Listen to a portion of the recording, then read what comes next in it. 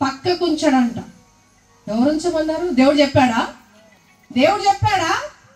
నీవు కూడా కొన్నిసార్లు దేవుడు చెప్పకున్నా, దేవుడు నీకు చేయమనకున్నా నీ పని నువ్వు చేస్తానే ఉంటావు. దేవుడు చెప్పినా విను, దేవుడు మాట్లాడినా విను. దేవుడు ఏం మాట్లాడుతున్నాడో నీకు అవసరం లేదు, దేవుడు ఏం చెప్తున్నాడో నీకు అవసరం లేదు. దేవుడు ఏం చెప్పాడు? మీతో చెప్పాడా? ఏమేం చెప్పాడు మీతోటి? మీరు ఎంతకాలం విన్నారు దేవుని మాటలు? సరే, చిన్న ఎగ్జాంపుల్ చెప్తాను. ఆజ్ఞలలో ఒక ఆజ్ఞ చెప్తాను. విశ్రాంతి దినమును పరిశుద్ధంగా ఆచరించు అన్నాడు. అవునా? అది ఆజ్ఞ. That is a commandment. నువ్వు ఎంతగా ఆచరిస్తున్నావు, దాన్ని ఎంతగా పాటిస్తున్నావు? ప్రభు సన్నిధికి నువ్వు వస్తున్నావా? మాట వింటున్నావా? నీ పని నువ్వే, నీ పని నువ్వే. నువ్వు చేపలు పడతానికి పోతావో, పనికి పోతావో, బిజినెస్ చేస్తావో, ఇంకే పనికి పోతావో. అమ్మో, ఒకరోజు మందిరానికి వస్తే కూలి పోదు, 1000 రూపాయలు కూలి అయిపోతాయి కదా అయ్యగారు, అయిపోతుంది కదా అయ్యగారు, అది డబ్బులు చూసుకుంటా. కానీ దేవుని ఆశ్రయిస్తే, దేవుని మాట వింటే కలిగే మేలులు మీకు తెలియదండి. దేవుని మాట వింటే అధికమైన ఆశీర్వాదాలు పొందుకోగలుగుతాం. హల్లెలూయా. దేవుని మాట వింటే అనేక ఆశీర్వాదాలు కలుగుతాయి. అది తెలియక ఎంతో ప్రయాసపడుతున్నాడు. దేవుడు ఏమన్నాడు? ప్రయాసపడుతున్న సమస్త జనులారా మీరు నా యొద్దకు రండి, నేను మీకు విశ్రాంతి కలగజేస్తాను. వింటున్నారమ్మా? వినరు. మేమే మోసుకుంటాం, మేమే బరువులు ఎత్తుకుంటాం, మేమే ఏడుస్తాం, మేమే. దేవుడికి కొంచెం సమయం ఇవ్వండి, దేవుని మాట వినండి. హల్లెలూయా. నా మాట అర్థమవుతుందా మీకు? నా లాంగ్వేజ్. హల్లెలూయా. దేవుని మాట వినే వ్యక్తిగా నువ్వు ఉన్నావా? విశ్రాంతి దినాన్ని ఆచరిస్తున్నావా? లేకపోతే పనికి ఇంపార్టెన్స్ ఇస్తున్నావా? నువ్వు చేసే పనికి ఇంపార్టెన్స్ ఇస్తున్నావా? నువ్వు 1 గంట దేవుని సన్నిధిలో గడిపితే ఎన్ని ఆశీర్వాదాలు తెలుసా, ఎన్ని దీవెన తెలుసా. ఒకరోజు కూలి చూసుకుంటామేమో, అరే 1000 రూపాయలని, అంతకు రెట్టింపు దేవుడు నీకు ఇస్తాడు. 1000 రూపాయలు చూసుకుంటున్నావు, నీకు దేవుడు 5000 ఇవ్వాలనుకుంటున్నాడు. మనము అది చూడం. ఎందుకంటే దేవుని ఆశీర్వాదాలు కనపడని ఆశీర్వాదాలు. ఆయన మాట వింటే నీకు దాచిపెట్టబడిన 5000 వస్తాయి, కానీ నువ్వు ఆ 1000 రూపాయలే ఫోకస్ చేస్తావు. అదే కనిపిస్తుంది కదా. నువ్వు పొద్దునట్టు వెళ్ళి సాయంత్రం దాకా కష్టపడితే ఒక 1000 రూపాయలు చూసి మురిసిపోతావు. కానీ దేవుడి యొద్దకు వస్తే నీకు 5000 ఏర్పరిచింది, ఆ విషయం నీకు తెలియదు. ఆయనే దాచి ఉంచుతాడంట. నిజంగా అండి, నా మాట నమ్మట్లేరా? చూడండి కీర్తన 31వ కీర్తన చూడండి. 31వ కీర్తన 19వ వచనం.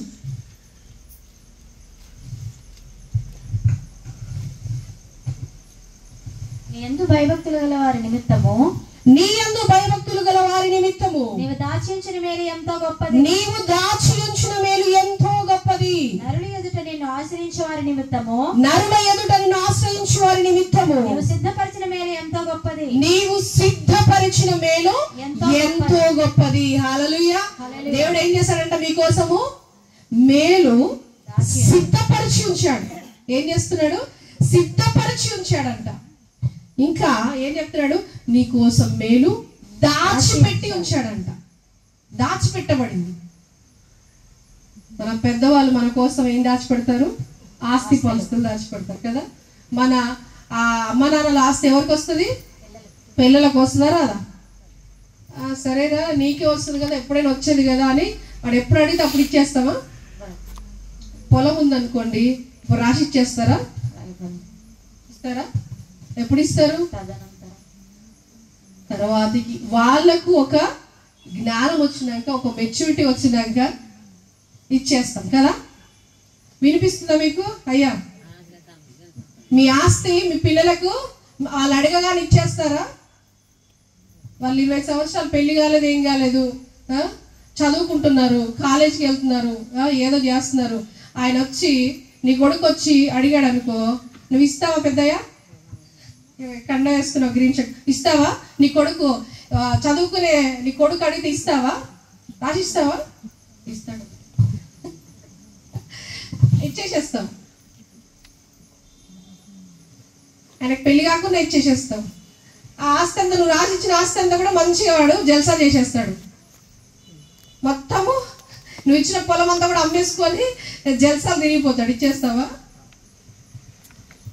ఎవ్వరు కూడా అలయ్యాం కదా. ఏం చేస్తాము? వారి కోసము దాచి పెడతాం.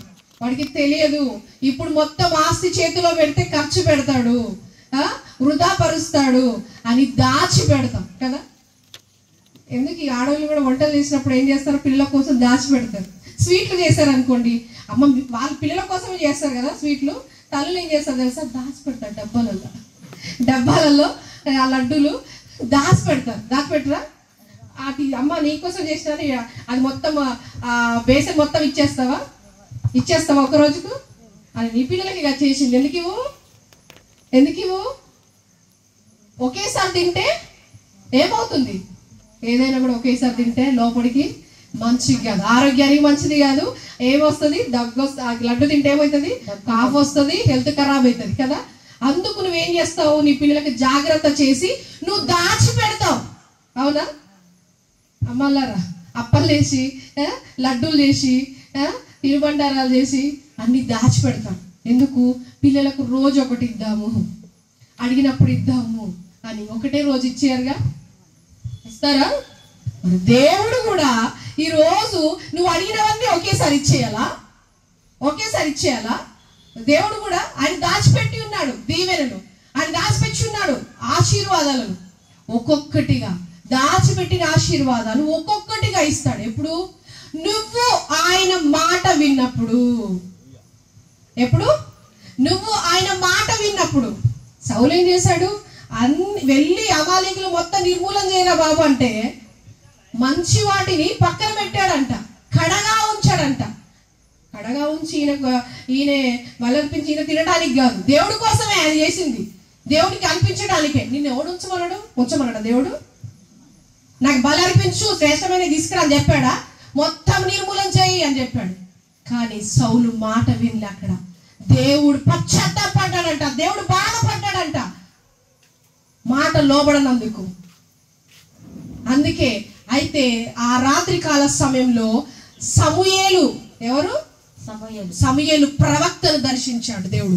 దర్శించి నువ్వు వెళ్ళు, సౌలు యొద్దకు వెళ్ళి ఈ విధంగా చెప్పు, నేను పశ్చాత్తాపడుతున్నా. చూద్దాం ఒకసారి 15వ అధ్యాయము. అప్పుడు యెహోవా వాక్కు సమూయేలునకు ప్రత్యక్షమై ఇలాగ సెలవిచ్చెను, సౌలు నన్ను అనుసరింపక వెనుక తీసి ఆజ్ఞలు గైకొనకపోయాను కనుక అతనిని రాజుగా నిర్ణయించినందుకు నేను పశ్చాత్తాపపడుచున్నాను. ఆయనను సౌలు నన్ను అనుసరింపక వెనుక తీసి ఏం చేశాడంటే నా ఆజ్ఞను గైకొనకపోయేను.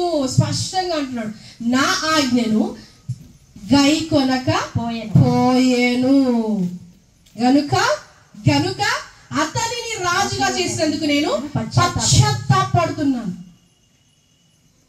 దేవుడు నువ్వు ఇల్లు అడిగితే ఇల్లు ఇచ్చాడు, పొలం అడిగితే పొలం ఇచ్చాడు, డబ్బులు అడిగితే డబ్బులు ఇచ్చాడు. కానీ నువ్వు మాట వింటలేవుగా. అన్నీ వచ్చినాక మందిరానికి రావట్లేవుగా, అన్నీ వచ్చినాక పాస్టర్ మాట వింటలేవుగా, దైవజనుల మాట వింటలేవుగా. పశ్చాత్తాపడా దేవుడు? పశ్చాత్తాపడుతున్నాడు. మాట వినకపోతే దేవుడు ఇక్కడ సౌలు మాట వినకపోతే పశ్చాత్తాపడుతున్నాడు అంట. అయితే సౌలు తర్వాతకి రాత్రి దేవుడు మాట్లాడిన తర్వాత సమూయేలు తెల్లవారుజామున సౌలు యొద్దకు వస్తాడు.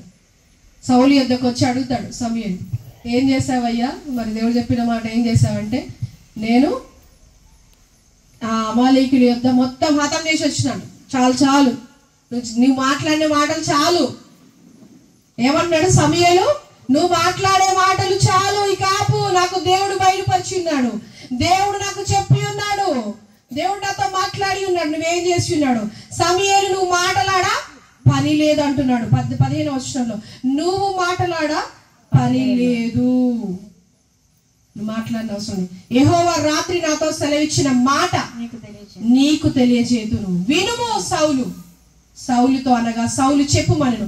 అందుకు సమూయేలు, నీ దృష్టికి నీవు అల్పుడవుగా ఉన్నప్పుడు ఇజ్రాయేలు గోత్రములను శిరస్సైతివి, యెహోవా నిన్ను ఇజ్రాయేలుకు రాజుగా అభిషేకించి ఉన్నాడు. హల్లెలూయా. రాజుగా అభిషేకించి ఉన్నాడు. ఇంత గొప్ప అధికారం ఇచ్చిన్నాడు, ఘనతనిచ్చిన్నాడు కదా. రాజుగా ఉండటం మామూలు విషయమా? ఒక రాజ్యాన్ని పరిపాలించే అధికారం ఇచ్చాడు సౌలుకు. కానీ ఇక్కడ దేవుని మాట ఏంది వినలేదంట. రెండో ఆజ్ఞ ఏంటి? ఇంకొక రెండో ఆజ్ఞ సింపుల్ చెప్తా. నీ తల్లిదండ్రులను సన్మానించుము. అది ఆజ్ఞల్లో ఒక ఆజ్ఞ.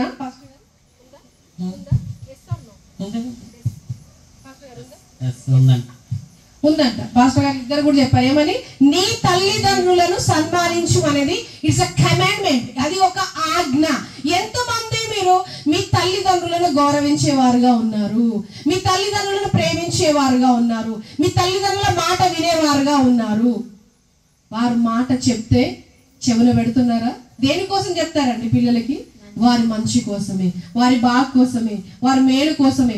ఎందుకు? వారికి ఒక అనుభవం, వారు అన్ని కూడా అనుభవించి అనుభవ జ్ఞానంతో మాట్లాడతారు. ఒక వయసు రాగానే అబ్బాయికి కానీ అమ్మాయికి ఒక వయసు రాగానే ఒక 15 సంవత్సరాలు ఒక 16 సంవత్సరాలు తల్లిదండ్రులు ఏమో చెప్తే నీకేం తెలుసు, నువ్వు కూర్చో, నువ్వు కూర్చో అంటారు తల్లిదండ్రులు. నీకేం తెలియదు నాన్న, నీకేం తెలియదు అమ్మ, నీకేం తెలియదు, నీకేం తెలిసే అంటారు. అంటారా అనరా? అంటారు కదా. కానీ తల్లిదండ్రులను మనము సన్మానించాలి. తల్లిదండ్రులను మనము సన్మానించాలి. నువ్వు ఎంత పెద్ద వయసు వచ్చినా, నీకు ఎంత పెద్దవాడు అయిపోయినా, నీ పిల్లలు పెద్దగా అయిపోయినా, నీ తల్లిదండ్రులను చూసుకునే బాధ్యత నీకున్నది. కోడలు రాగానే పక్కన పెట్టేస్తారమ్మ మనని కదా. అమ్మ కరెక్ట్ అంటుంది. హల్లెలూయా. కోడలు రాగానే ఏం చేస్తారు? తల్లిదండ్రులు చూడరు. మీ కోడలు ఇట్లా అంటుందమ్మా, మీ కోడలు ఇట్లా అంటుంది, అట్లా అంటుందని తల్లిదండ్రులకు ఇంపార్టెంట్. ఇది నిన్ను కని పెంచి పెద్ద చేసి చదివించి నీకు ఒక జ్వరం వస్తే అల్లల్లాడిపోయి హాస్పిటల్లన్నీ తిప్పిపోయి అంత బాగు చేసుకొని నిన్ను పెద్ద చేసి వారి చెమటంతా కష్టం చేసి సంపాదించి నీకు పెళ్లి చేసి ఒక ఇంటి వానిగా చేసి ఒక ఇంటి దానిగా చేస్తే నువ్వు చేసేదేంటి? వాళ్ళకి వాళ్ళని చూడవు, వారికి కనీసం ఫోన్లో కూడా మాట్లాడవు. ఒక్కసారి ఆలోచించండి, మీ తల్లిదండ్రులకు ఫోన్లో అయినా కూడా మాట్లాడితే ఎంత సంతోషం అండి. ఈ రోజుల్లో చాలా మంది చూస్తున్నారు, ఓల్డ్ ఏజ్ హోమ్లలో పడేస్తారు తల్లిదండ్రులని, ఓల్డ్ ఏజ్ హోమ్లలో వేసేస్తారు, ఇక్కడ ఊర్లలో వదిలేసేస్తారు. మంచి సిటీలలో వాళ్ళు ఉంటారు, సిటీలలో ఇల్లు కొనుక్కుంటారు, అన్ని కొనుక్కుంటారు, ఆస్తులు సంపాదించుకుంటారు. తల్లిదండ్రులు మాత్రము ముసలి వాళ్ళు వృద్ధాప్యంలోకి రాగానే వారు నచ్చరు. ఈ ఊర్లోనే పుట్టావుగా, ఈ ఊర్లోనే పెరిగావుగా, నీ తల్లిదండ్రులు చూసుకునే బాధ్యత నీకు లేదా? నీ తల్లిదండ్రులను ప్రేమించవా నువ్వు? ఎంత దీవెన తెలుసా? ఆ దీవెనలు చాలా మంది పోగొట్టుకుంటున్నారు, చాలా మంది పోగొట్టుకుంటున్నారు. అది బ్లెస్సింగ్, అది ఆశీర్వాదము, దేవుని మాట అండి. అది నీ భార్య మాట వినకుండా కూడా నీ తల్లిని ప్రేమించి నీ తండ్రిని సన్మానించవలసిన బాధ్యత నీకుంది. ఆ భార్యని ఖండించాల్సింది నువ్వే, భర్తని ఖండించాల్సింది నువ్వే. చెప్పాలి, నా తల్లిదండ్రులను నేను ప్రేమిస్తాను అని చెప్పాలి. కోడళ్ళు ఎందుకంటారు? అత్తమామల్ని ఎందుకంటారు? వాళ్ళు కూడా నీ తల్లిదండ్రులు లాంటి వాళ్ళే కదా. వాళ్ళు కూడా అదొక్క పాయింట్ నువ్వు ఆలోచిస్తే మీకు గొడవలు వస్తాయా? మీకు గొడవలు వస్తాయి ఇంట్లో? ఎంత సమాధానం కలుగుతుంది? ఒక్క మాట. మీ అమ్మనే చూస్తావు, మీ అమ్మ మాటే ఇదే అంటారు. వాళ్ళ అమ్మ మాట వింటారండి. చెప్తారు నాకు వచ్చి, పాస్టమ్మ గారండి మా ఆయన నా మాట వింటలేరండి, మొత్తం వాళ్ళ అమ్మ మాటే, వాళ్ళ అమ్మ మాట గిరి దాటడు, వాళ్ళ అమ్మ మాట చెప్పింది చేస్తాడు అని చెప్తారు. తల్లి మాట వినాలి కదా. మరి వినాలా వద్దా? వినాలి కదా. తల్లి మంచిగా చెప్తుంది, చెడిపోవాలని చెప్తుందా? తల్లిదండ్రులు చెడిపోవాలని చెప్తారా? ఏ తల్లిదండ్రులని చెడిపోవాలని చెప్తారా? చెప్పరు కదా. వారు బాగుపడాలని చెప్తారు, వారు మంచి కోరే చెప్తారు. కానీ పిల్లలుగా మాట వినని వారుగా ఉన్నారు కదా. ఒక్కసారి పరిశీలించుకుందాం. తల్లిదండ్రులను ఏం చేయాలి? సన్మానించాలి, వారిని గౌరవించాలి. కనీసం రోజుకి ఒకసారి ఒక 5 నిమిషాలు వారి పక్కన కూర్చొని మాట్లాడండి. ఎంత హ్యాపీగా ఫీల్ అవుతారు. బిజీగా పనులలో పడి అక్కడ పోవటం ఇక్కడ పోవటం, తల్లిదండ్రులు పట్టించుకోకుండా సంవత్సరాల కొద్దీ పోతారు. మళ్ళీ వాళ్ళకి ఫోన్ చేసేది ఉండదు, వాళ్ళ దగ్గరికి వచ్చి పలకరించేది ఉండదు, మాట్లాడేది ఉండదు. ఈ విధంగా కుటుంబ వ్యవస్థలో చాలా కుటుంబాలలో జరుగుతూ ఉన్నాయి. అయితే ఈ మాట వినకపోవటం ఎంత తప్పో ఇక్కడ రాయబడిందండి. చూడండి, సౌలు దేవుడు చెప్పిన మాట వినకుండా ఈయన ఇష్టానుసారంగా మంచి మంచి వాటిని పక్కన పెట్టాడంట, కడగా పెట్టాడంట. ఎవడు పెట్టమన్నాడు నిన్ను కడగా? దేవునికి అర్పించమన్నాడు. అర్పించమనలే కదా, ఆయన మాట వినలే. ఆయన అంటున్నాడు, నా మాట వినలే, ఈయన రాజుగా చేసినందుకు నేను పశ్చాత్తాపడుతున్నా, నేను బాధపడుతున్నా అంటున్నాడు. అందుకే ఇక్కడ మరియు యెహోవా నిన్ను సాగనంపి నీవు పోయి పాపాత్ములైన అమాలేకీయులను నిర్మూలము చేయుము, వారు లయమగు వరకు వారితో యుద్ధము చేయమని సెలవీయుగా. నీవు ఎందుకు యెహోవా మాట వినక దోపుడు మీద ఎగబడి ఆయన దృష్టికి కీడు చేసేదివి? అబ్బా, దోపుడు మీద ఎగబడి కీడే చేసినట్ట దేవుడు. దోపుడు మీద ఎగబడి ఏం చేశాడు? కీడు చేసాం అంటున్నాడు. అయితే ఇక్కడ కింది వచ్చిన చూద్దాం. అందుకు సౌలు ఆ మాట అనవద్దు, నేను యెహోవా మాట విని యెహోవా నన్ను పంపిన మార్గమున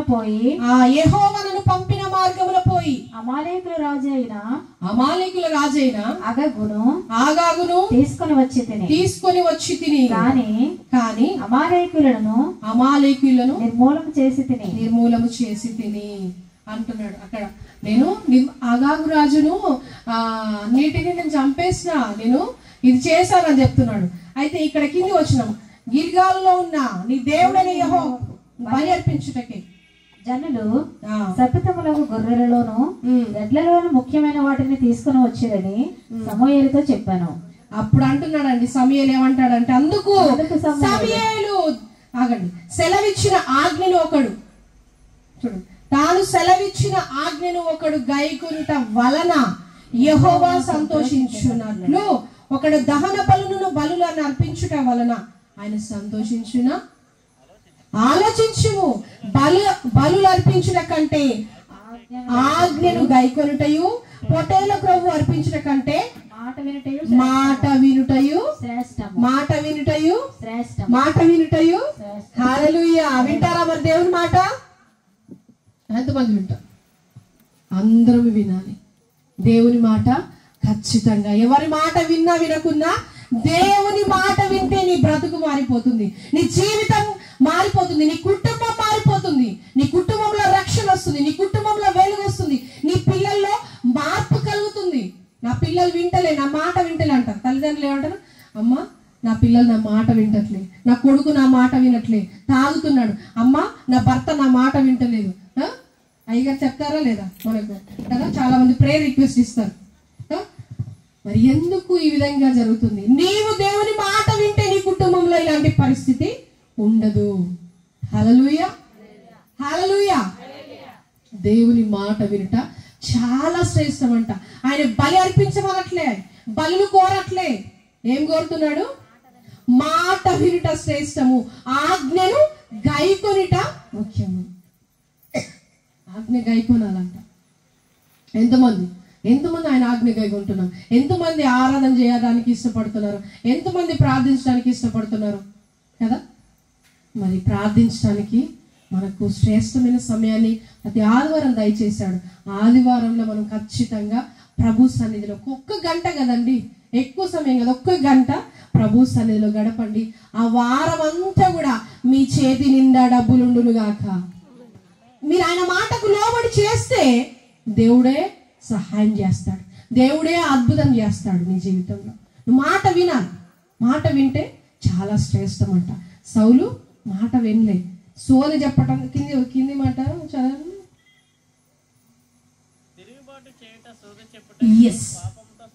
తిరుగుబాటు చేయుట సోద చెప్పుటయను పాపముతో సమానము, మూర్ఖతను అగపరచుట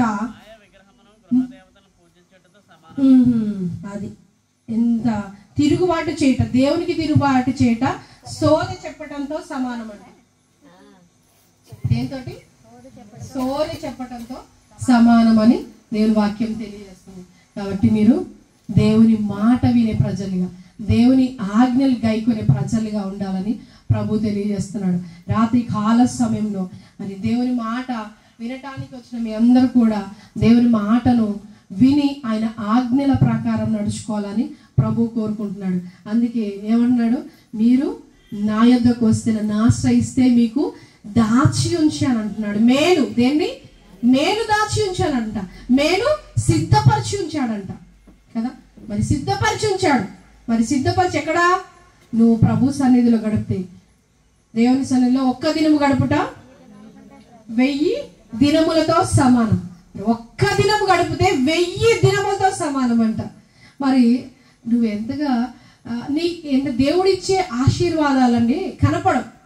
నీకు ఒకటి తెలుసలేదు, దేవుడిచ్చే ఆశీర్వాదాలు అసలు కంటికి కనపడవంట, మన చెవులకు వినపడవు, హృదయానికి గోచరము కావు అంటున్నాడు. కంటికి కనిపించేవి కాదు ఆశీర్వాదాలు, అవి ఊహించని, మనకు ఊహకందని మేలులు ఆయన మన జీవితాల్లో జరిగించునుగాక. ఎప్పుడు? నీవు ఆయన మాటకు లోబడినప్పుడు. అబ్రహాము ఆయన మాటకు లోబడి ఉన్నాడు, ఇస్సాకు ఆయన మాటకు లోబడి ఉన్నాడు, యాకోబు ఆయన మాటకు లోబడి ఉన్నాడు. కాబట్టి ఆయనే వారిని విస్తరింపజేశాడు, వారి సంతానాన్ని విస్తరింపజేశాడు, వారి పంటను, పశువులను అన్నిటినీ అభివృద్ధి కలగజేసి ఉన్నాడు. విస్తారంగా దీవించున్నాడు. అబ్రహామును దీవించాడా లేదా? ఏమీ లేకుండా వచ్చాడండి. ఇంటిలో నుంచి కట్టు బట్టలతో వచ్చాడా లేదా అబ్రహాం? కదండి, అన్ని వదిలేశాడు. బయటికి రా, నీ జనాంగాన్ని వదిలొచ్చి, నీ ప్రజలను వదిలేసి బయటికి రా అన్నాడు. అంటే వచ్చాడు అబ్రహాం లేదా? ఆయన మాటకు లోబడ్డప్పుడు దేవుడు ఏం చేశాడు? విస్తారంగా. లూకాసు వార్త 5వ అధ్యాయంలో కూడా అక్కడ వలలు వేస్తారు, పేతురు ఆయన శిష్యులు వలలు వేస్తారు కదా. వలలు వేసి చేపలు పడుతున్నప్పుడు యేసు ప్రభు అక్కడికి వస్తారు. రాత్రంతా ప్రయాసపడి చేపలు వలలు వేసి వారికి ఒక్క చేప కూడా దొరకలేదండి, ఒక్క చేప కూడా దొరకలేదు. వాళ్ళు ఏం చేస్తున్నారు? వలలన్నీ కడిగేసుకొని దులిపేసుకొని మళ్ళీ వెనక్కి వస్తున్నారు. యేసు ప్రభు అన్ని కడిగి చదువుకున్నాక వచ్చేసారండి. వచ్చేసి ఏమన్నాడు? పడవ ముందుకు నడిపించు. ఏమన్నాడు? పడవ ముందుకు నడిపించు, పడవ ముందుకు నడిపించు, వలలు వేయండి అన్నాడు. అయ్యా, మేము రాత్రంతా పాయసపడ్డామయ్యా, వలలు వేసి ఒక్క చేప కూడా దొరకలేదు, మాకు ఏమీ దొరకలేదు, ఏంటి మా పరిస్థితి అని అన్నాడు. కానీ అక్కడ ఏం చేశాడు?